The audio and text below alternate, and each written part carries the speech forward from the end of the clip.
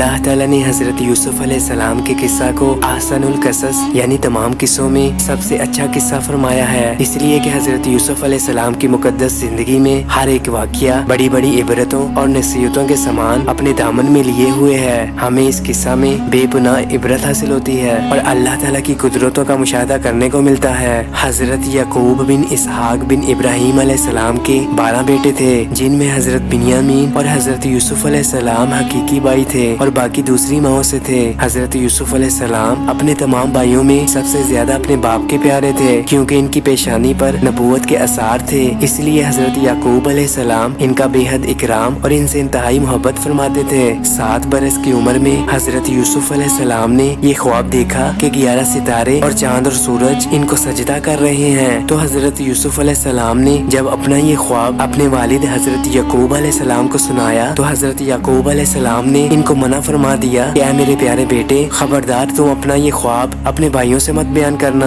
ورنہ وہ لوگ جذبہ حسد میں تمہارے خلاف کوئی خفیہ چال چل دیں گے۔ چنانچہ ایسا ہی ہوا کہ ان کے بھائیوں کو ان پر حسد ہونے لگا، یہاں تک کہ سب بھائیوں نے آپس میں مشورہ کر کے یہ منصوبہ تیار کر لیا کہ ان کو کسی طرح گھر سے لے جا کر جنگل کے کنویں میں ڈال دیں۔ اس منصوبہ کی تکمیل کے لیے سب بھائی جمع ہو کر حضرت یعقوب علیہ السلام کے پاس گئے اور بہت اصرار کر کے شکار اور تفریح کا بہانہ بنا کر ان کو جنگل میں لے جانے کی حضرت یعقوب علیہ السلام سے اجازت حاصل کر لی، اور پھر وہ سب حضرت یوسف علیہ السلام کو گھر سے کندھوں پر بٹھا کر لے چلے، لیکن جنگل میں پہنچ کر دشمنی کے جوش میں ان کو زمین پر پٹخ دیا اور سب نے بہت زیادہ مارا۔ پھر انہوں نے حضرت یوسف علیہ السلام کا کرتا اتار کر اور ہاتھ پاؤں باندھ کر ایک گہرے اور اندھیرے کنویں میں گرا دیا، لیکن فوراً ہی حضرت جبرائیل علیہ السلام نے کنویں میں تشریف لا کر ان کو غرق ہونے سے اس طرح بچا لیا کہ ان کو ایک پتھر پر بٹھا دیا جو اس کنویں میں تھا، اور ہاتھ پاؤں کھول کر تسلی دیتے ہوئے ان کا خوف و ہراس دور کر دیا۔ اور گھر سے چلتے وقت حضرت یعقوب علیہ السلام نے حضرت یوسف علیہ السلام کا جو کرتا تعویذ بنا کر آپ علیہ السلام کے گلے میں ڈال دیا تھا وہ نکال کر ان کو پہنا دیا، جس سے اس اندھیرے کنویں میں روشنی ہو گئی۔ حضرت یوسف علیہ السلام کے بھائی آپ علیہ السلام کو کنویں میں ڈال کر اور آپ علیہ السلام کے کرتے کو ایک بکری کے خون میں لت پت کر کے اپنے گھر کو روانہ ہو گئے اور مکان کے باہر ہی سے چیخیں مار مار کر رونے لگے۔ حضرت یعقوب علیہ السلام گھبرا کر گھر سے باہر نکلے اور رونے کا سبب پوچھا کہ تم لوگ کیوں رو رہے ہو،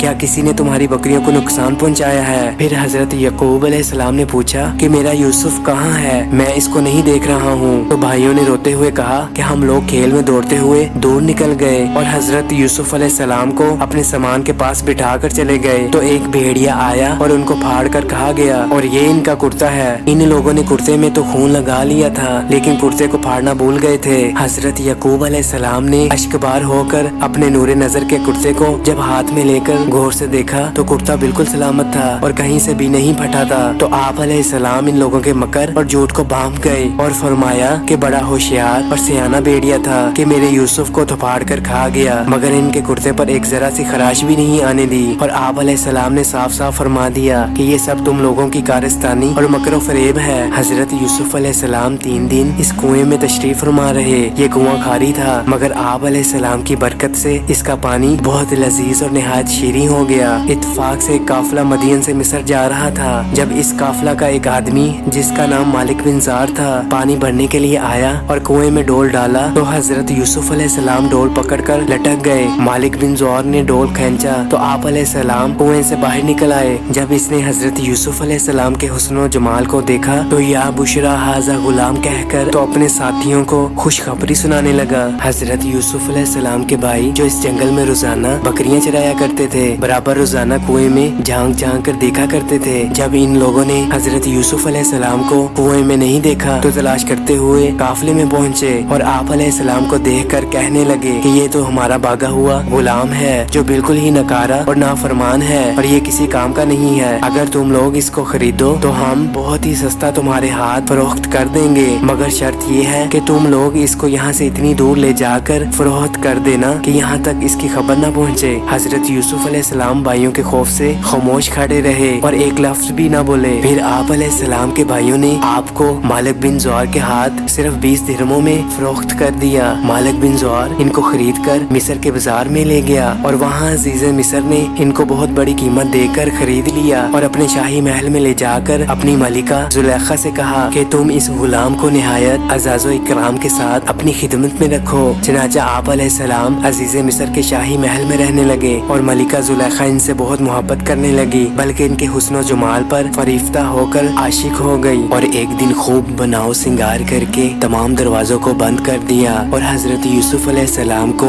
تنہائی میں لبھانے لگی۔ آپ علیہ السلام نے معاذ اللہ کہہ کر فرمایا کہ میں اپنے مالک عزیز مصر کے احسان کو فراموش کر کے ہرگز اس کے ساتھ کوئی خیانت نہیں کر سکتا۔ پھر جب خود زلیخا آپ علیہ السلام کی طرف لپکی تو آپ علیہ السلام بھاگ نکلے اور زلیخا نے دوڑ کر پیچھے سے آپ کا کرتا پکڑ لیا جو پھٹ گیا، اور آپ علیہ السلام کے پیچھے زلیخا دوڑتی ہوئی صدر دروازے پر پہنچ گئی۔ اتفاق سے ٹھیک اسی حالت میں عزیز مصر مکان میں داخل ہوا اور دونوں کو دوڑتے ہوئے دیکھ لیا تو زلیخا نے عزیز مصر سے کہا کہ اس غلام کی سزا یہ ہے کہ اس کو جیل خانہ میں بیچ دیا جائے یا اور کوئی دوسری سخت سزا دی جائے، کیونکہ اس نے تمہاری گھر والی کے ساتھ برائی کا ارادہ کیا تھا۔ حضرت یوسف علیہ السلام نے فرمایا، اے عزیز مصر، یہ بالکل غلط بیانی کر رہی ہے، اس نے خود مجھے لبھایا اور میں اس سے بچنے کے لیے بھاگا تو اس نے میرا پیچھا کیا۔ عزیز مصر دونوں کا بیان سن کر حیران رہ گیا اور بولا کہ اے یوسف علیہ السلام، میں کس طرح باور کر لوں کہ تم سچے ہو؟ تو آپ علیہ السلام نے فرمایا کہ گھر میں 4 مہینے کا ایک بچہ پالنے میں لیٹا ہوا ہے جو زلیخا کے ماموں کا لڑکا ہے، اس سے دریافت کر لیجئے کہ کیا واقعہ ہے۔ عزیز مصر کہنے لگا، بھلا 4 ماہ کا بچہ کیا جانے اور وہ کیسے بولے گا؟ تو آپ علیہ السلام نے فرمایا کہ اللہ تعالیٰ اس کو ضرور میری بے گناہی کی شہادت دینے کی قدرت عطا فرمائے گا، کیونکہ میں بے قصور ہوں۔